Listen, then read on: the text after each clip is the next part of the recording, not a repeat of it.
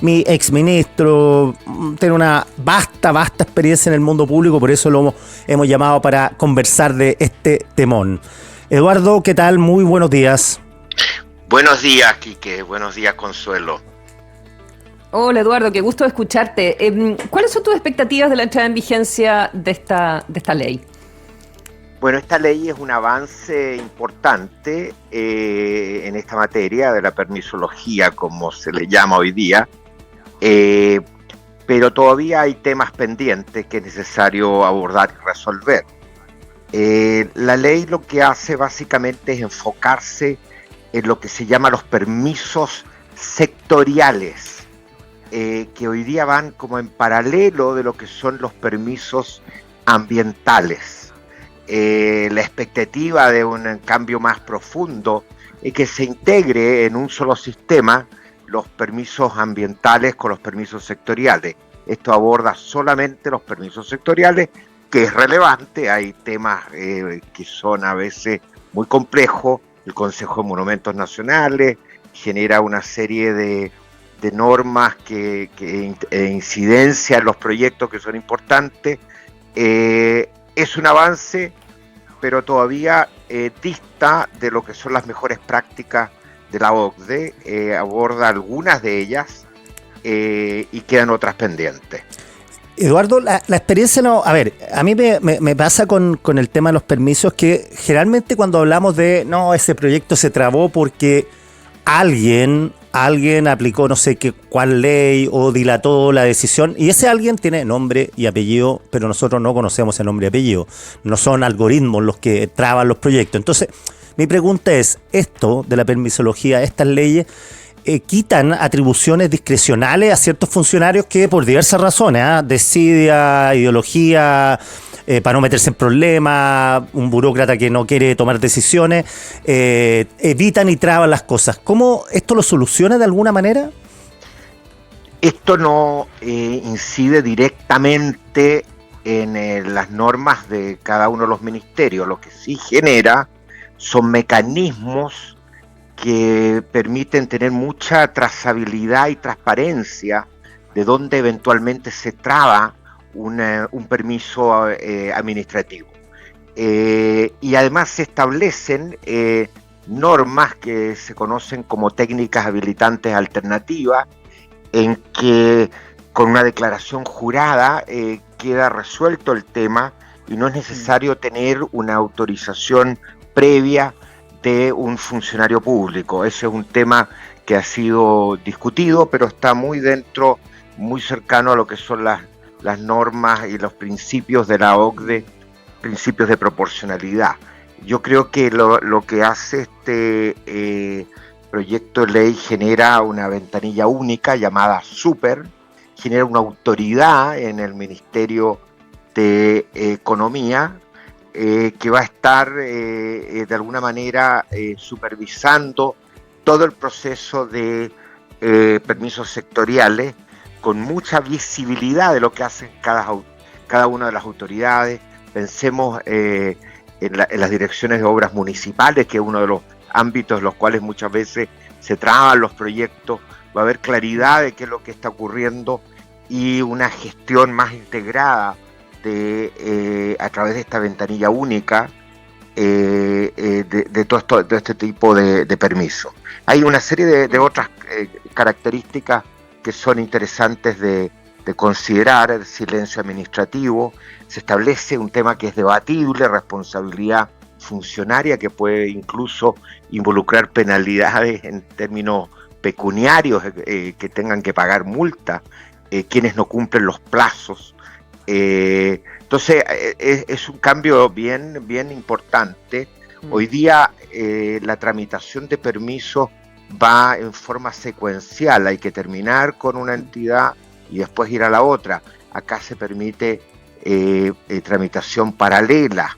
Entonces hay un conjunto de elementos que creemos que pueden ser un avance significativo. Lo que queda pendiente es integrar el ámbito de la evaluación o de los permisos ambientales, que muchas veces dependen de las mismas autoridades sectoriales. Por lo tanto, tiene sentido tener un sistema completamente integrado, que es además una de la integración de los permisos es una de las mejores prácticas propuestas por la OCDE también.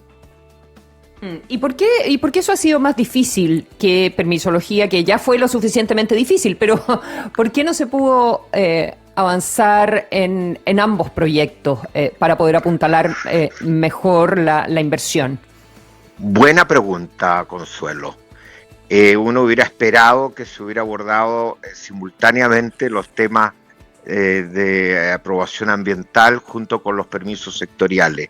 Yo creo que dentro del gobierno no había acuerdo en esta materia y el Ministerio de Economía prefirió dejar afuera el tema de los temas ambientales o los permisos ambientales para lograr sacar un proyecto de ley dentro del periodo de gobierno y no quedar trabado en una discusión eterna probablemente en los temas ambientales. De hecho, ha habido incluso parlamentarios, ¿no?, que han acusado a esta ley como un atentado contra el medio ambiente, etcétera, lo cual no tiene fundamento, en mi opinión. ¿Hay alguna evidencia, Eduardo, empírica de cuánto se podría, cuántos días, cuántos meses se podrían apurar los proyectos, o más bien eso no se puede medir? Digo, tener algunas metas, decir esto que se demora 2 años, ahora se va a demorar 1 año, para que todos nos hagamos la idea de cuán rápido puede ser el destrave burocrático que sufrimos en este país. Hay algunos cálculos que ha hecho el propio Ministerio de Economía y son muy significativos los ahorros de tiempo. Pensemos que solo la posibilidad de poder tramitar en paralelo autorización y no tener que esperar a que una termine la aprobación para ir con la siguiente, eso ya cambia la ruta crítica y permite un avance significativo. Yo creo que esto puede ser bien importante, ahorro 30% o a la mitad de los tiempos que hoy día toman los permisos sectoriales, que es una gran cantidad de permisos. Ahora, queda pendiente el tema ambiental, que en sí mismo es muy relevante.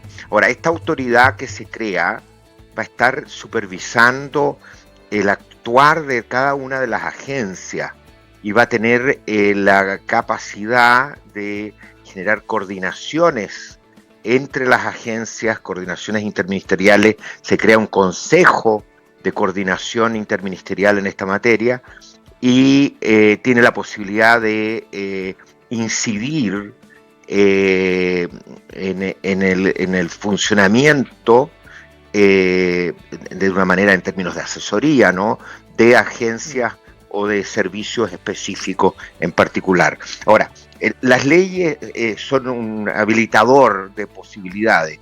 Va a depender muchísimo de cómo se implemente, cómo funciona la plataforma ventanilla única digital que existe, se llama Super, y que va a ser mejorada, perfeccionada. Por lo tanto, va a depender de la gestión que haga esta autoridad, que depende del ministro de Economía y de un consejo que se establece para este propósito. Uh-huh. Y además lo relevante es que esto, decimos, claro, los asuntos ambientales, y a veces eso afectan a los grandes proyectos, pero que las tramitaciones sectoriales se agilicen en los términos que tú nos has descrito, ayuda mucho al empresario más chiquitito y al empresario local y al que pone la panadería en la esquina, y eso a veces se nos olvida lo importante que es para el empleo, etcétera, etcétera. Eduardo Vitrán, eso, Consuelo, ¿sí? Consuelo, eso que mencionas es muy importante, porque las técnicas habilitantes alternativas que hoy día, claro, para una serie de permisos de bajo riesgo, en temas de bajo riesgo, bastaría con una declaración jurada. Obviamente, claro, si alguien miente, ahí incluso se introducen sanciones penales, pero eso para, claro, una gran cantidad de proyectos pequeños, de pymes, etcétera, les cambia la vida. Es muy importante. Absolutamente. Sí. Claro, o sea, un montón de gente que no tiene la espalda para aguantar con su, no sé, el horno y la panadería en la esquina, Sí. si es que viene se lo van a cerrar, digamos. Bueno, oye, Sí. aprovechando que estás con nosotros, te puedo preguntar de otra cosa. Te puedo preguntar, no sé si me vas a responder. Quiero saber si has estado prestando atención a la discusión del presupuesto del próximo año, que parte ahora. Y todo este asunto de si hay deudas o que no están declaradas, que lo que está planteando Evelyn Matei, que tiene que haber transparencia en el presupuesto, que el Ministerio de la Vivienda no tiene plata para pagar cosas con las que se comprometió, entonces que se está chutando deuda que no está reconocida debajo de la línea. ¿Has estado mirando eso? Y si nos pudieras Sí. como entregar tu mirada. Sí, siempre han existido compromisos que son debajo de la línea, Ujú. en que se genera una contabilidad. Acaba de haber un estudio del Consejo Fiscal, donde incluso cuantifica el monto de esos compromisos. Te puedo dar un ejemplo, o varios ejemplos. Ujú. Eh, Se construye por la vía concesionaria, por la vía concesión de obra pública, un hospital. Si esto lo hace el Estado directamente, se contabiliza como inversión pública, por lo tanto es parte, contribuye al déficit del año, y el Estado se endeuda para poder hacer esa obra. Si se hace como concesión, el Estado se compromete en 15 cuotas anuales a pagar esa inversión, y eso aparece como un compromiso del Ministerio de Obras Públicas, pero no es deuda propiamente tal, y no se contabiliza como deuda financiera, y la inversión no aparece como déficit en el presupuesto. Ese es un ejemplo, hay varios otros.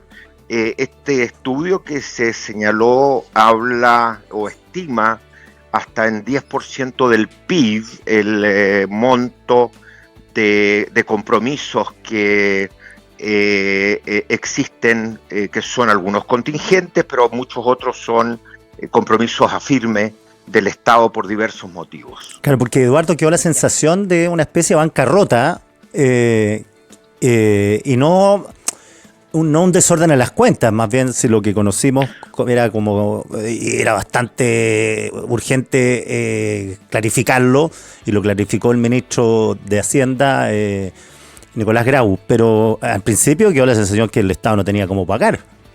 No, mira, se generó un poco la sensación de que esto era algo escondido. En realidad no tiene nada de escondido, esto es público. El Estado, por ejemplo, a través de la Corfo, hace aporte a empresas públicas.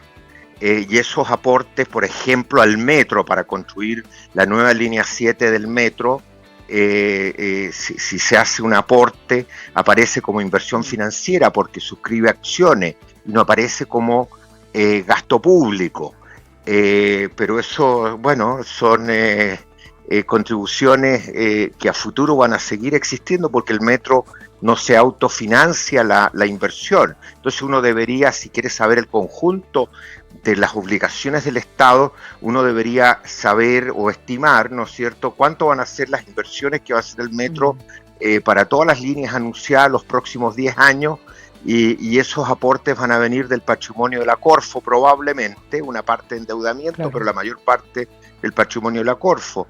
Y eso habría que contabilizarlo como un compromiso que hoy día se sabe, pero no aparece como deuda pública. Entonces, ¿tiene un punto en ese sentido, Evelyn Matei? Sí, hay un punto, pero esto no es un tema nuevo, sorprendente. Sabemos que hay compromiso, y efectivamente es necesario consolidar las obligaciones que están en el balance, arriba de la línea, como se conoce, y aquellas que están debajo de la línea, lo cual nos lleva a un nivel de pasivos del Estado superiores al 50% del PIB, lo cual es preocupante. Claro que sí. Eduardo Vitrán, muchísimas gracias por haber conversado con nosotros esta mañana.